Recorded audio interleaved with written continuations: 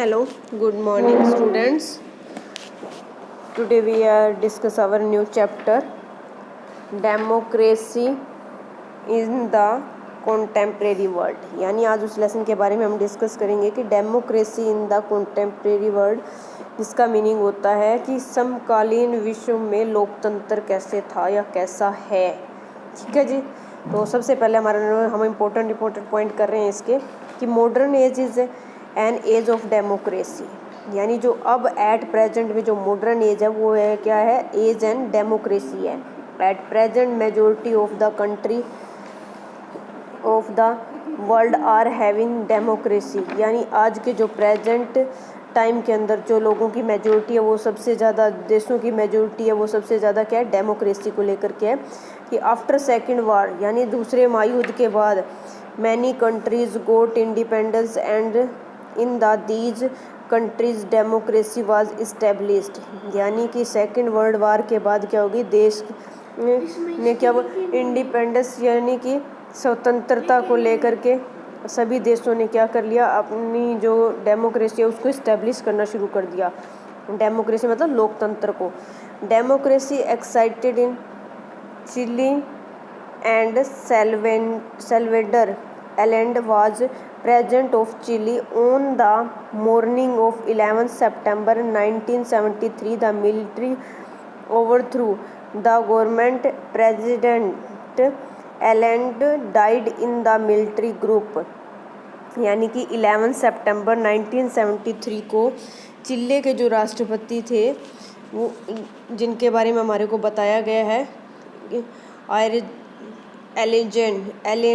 एलेंड की क्या थी सरकार का, उन्हीं की सेना ने तख्ता पलट कर उनकी क्या कर दी थी, हत्या कर दी थी, उनको मार डाला था। General Augusto Pinochet became the president and he ruled for 17 years, यानी कि 17 साल के बाद उन्होंने जो मिलिट्री बनाई थी में था, उन सभी को क्या कर दिया, जनरल ओरेंटो ने क्या कर लिया, एक अपना प्रेसिडेंट बना लिया 17 साल बाद।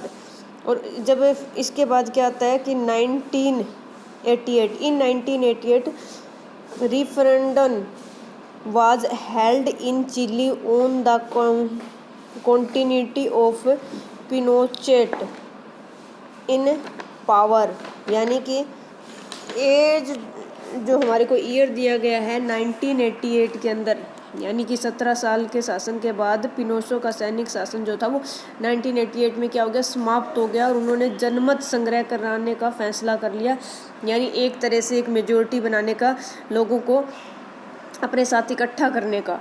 और लोगों ने उनके सैन्य शासन को नकार दिया, बट लोगों ने उनको क्या कर दिया, अवॉइड कर दिया। ठीक है जी। Rules of Pinochet hence political freedom was destroyed, यानी कि लोगों को क्या करना, इकट्ठा अपने साथ अपनाना शुरू कर दिया, बट लोगों ने क्या कर दिया, इसमें भी मना कर दिया था। ये लेसन में आगे आप रीड कर सकते हो, इसीलिए मैंने आपको कल बोला था कि लेसन रीड करना। In many east European countries communist party was in power in 1980।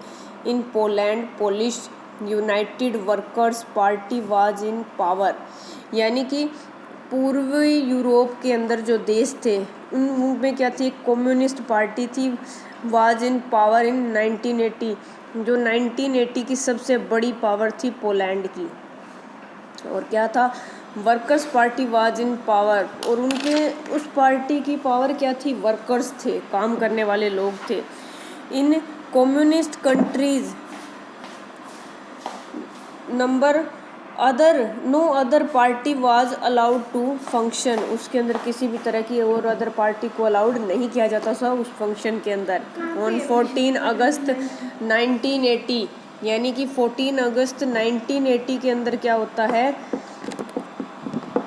कि in the worker of Lenin shipyard in Poland went on a strike, उनमें क्या कर दिया जाता है, वर्कर तो वहाँ पर पोलैंड के अंदर क्या कर देते हैं, स्ट्राइक कर देते हैं। The work ultimately agreement took place between the workers lead by Wales and government. ये क्या था, एक एग्रीमेंट, क्या हुआ था, एग्रीमेंट लिया जाता है दोनों के बीच में, वर्कर और वेल्स के बीच में, वर्कर वेल्स और गवर्नमेंट के बीच में, कि वो किस तरीके से काम करेंगे। A new trade union called solidarity was formed in Poland. Material law was imposed in December 1980 and 1000 members of solidarity were arrested। यानी उस टाइम में क्या किया गया, एक यूनियन सॉलिडेरिटी बनाई गई थी और उसके अंदर क्या कर दिया जाता है, जो यूनियन सॉलिडेरिटी बनाई जाती है पोलैंड के अंदर, वो material law was imposed in December 1981 was on strike. वो इस बात को लेकर के क्या करते हैं, 1980 के अंदर, पहले तो उनको 1980 के अंदर के वर अरेस्टेड, उनको अरेस्ट कर लिया जाता है। 1988 में वो फिर से स्ट्राइक करते हैं और 1989 में एग्रीमेंट हो जाता है उनके बीच में, गवर्नमेंट को लेकर और वर्कर्स को लेकर के। फ्री इलेक्शन होते हैं वहाँ पे, were held. Walesa was elected president of Poland in October 1990 के अंदर। उनके अंदर क्या होता है, अक्टूबर 1990 के बाद में उनमें एक प्रेसिडेंट चुना जाता है। In the 20th century democracy has expand कर दिया जाता है इस डेमोक्रेसी को, किसमें, 20th सेंचुरी के अंदर। But even today whole world is not democratic. परंतु आज जो है वो एक बहुत बड़ा रूप ले चुकी है, इज नॉट डेमोक्रेटिक, वो एक डेमोक्रेटिक नहीं रही है। There are still large part of the world that are not democratic. ये क्या कह रहा है, there are still large part of the world, ये हमारे संसार का एक बहुत बड़ा पार्ट है जो कि आर नॉट डेमोक्रेटिक, जो कि डेमोक्रेटिक नहीं रहा है, नहीं है। इसके बाद में क्या है, New Zealand was the first democratic country where universal adult franchise was introduced in 1893। यानी न्यूजीलैंड के अंदर क्या होता है, न्यूजीलैंड के अंदर क्या, इंडिपेंडेंस, स्वतंत्र हो जाता है वो। इसके वहाँ डेमोक्रेटिक कंट्री, एक डेमोक्रेटिक कंट्री है जहाँ पर यूनिवर्सल अडल्ट फ्रेंचाइजी है, जो क्या करती है, इंट्रोड्यूस करती है 1983 के अंदर। इंडिया अचीव्ड इंडिपेंडेंस इन 1947 में। इंडिया क्या हो जाता है, 47 के अंदर पूरी तरह से आज़ाद हो जाता है। And universal adult franchise was introduce in 1950। और हमारे में क्या होता है, 1950 के अंदर हमारी को फ्रेंचाइजी जो वो यूनिवर्सल अडल्ट हो जाते हैं। गाना बिकेम इंडिपेंडेंट इन 1957। 1957 के अंदर घाना को इंडिपेंडेंट बनाया जाता है। And it inspired other African countries to struggle for independence. और वो क्या करता है, अदर कंट्रीज़ से इंस्पायर होता है, उनसे शिक्षा लेता है और अपने आप को क्या करता है, इस फ्रीडम को लेकर के स्ट्रगल करता है। इसके बाद में क्या है, डिस्ट्रीगेशन of USSR in 1991 and all the 15 Union Republic emerged independent।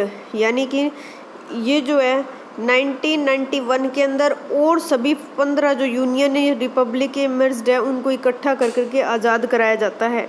Myanmar यानी Burma got freedom in 1948। Democracy was adopted but military coup in 1962 took place and democratic government was overthrown। यानी कि बर्मा का ही दूसरा नाम म्यांमार है, वो पूरी तरह से 1948 के अंदर फ्रीडम हो जाता है, उसको डेमोक्रेसी उसको अडॉप्ट कर लेती है। परंतु मिलिट्री जो है वो 1962 के अंदर क्या कर लेती है, अपनी जगह बना लेती है और डेमोक्रेटिक गवर्नमेंट जो है वो ओवरथ्रोन हो जाता है। इन 1990 के अंदर election were held and national league for democracy won the election. यानी कि 1990 के अंदर वहाँ पर क्या होता है, इलेक्शन अडॉप्ट किए जाते हैं जो नेशनल लीग के बीच में होते हैं, डेमोक्रेटिक पार्टी को लेकर के वहाँ पर इलेक्शन होते हैं। बट मिलिट्री के रूल्स होते हैं, put the leader behind bars.